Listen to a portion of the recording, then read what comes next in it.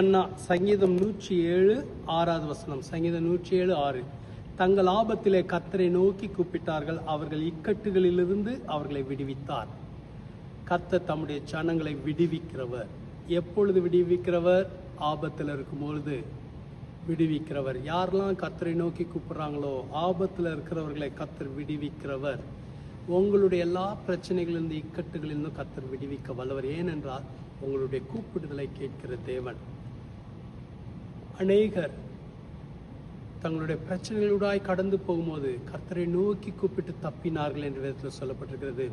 இந்த வசனம் இஸ்ரவேல் ஜனங்கள் வனாந்தரத்தில் அலைந்து திரிந்த போது தொய்ந்து போனவர்களாக இருந்தாங்களாம். அவங்களுக்குள்ள பயம் வந்தது, பதற்றம் வந்தது. பார்வோனின் இராணுவத்தை பார்த்தபோது பயந்தார்கள். கர்த்தரை நோக்கி கூப்பிட்டாங்க.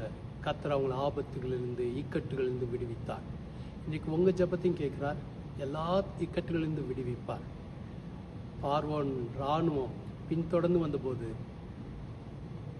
அவர்களை முற்றிலும் அழிக்க கர்த்தர் ஒரு திட்டத்தை வைத்திருந்தார். செங்கடலை பிளந்தார், அந்த செங்கடலிலே அமிழ்த்து போட்டார். அதே போல உங்களுடைய இக்கட்டுகளிலிருந்து உங்களை விடுவிக்க கர்த்தர் நேர்த்தியான திட்டத்தை வைத்திருக்கிறார். அதை செயல்படுத்தி உங்களை விடுவிப்பார். கர்த்தருடைய பலத்த கிரியை நீங்கள் பார்ப்பீங்க. ஜெபிக்கலாமா? எங்களை அதிகமாக நேசிக்கிற நல்ல ஆண்டவரே, நாங்களும் உம்மை நோக்கி கூப்பிடுகிற எல்லா இக்கட்டுகளுக்கும் எங்களை தப்பியும், எல்லா ஆபத்துகளுக்கும் எங்களை தப்பியும்.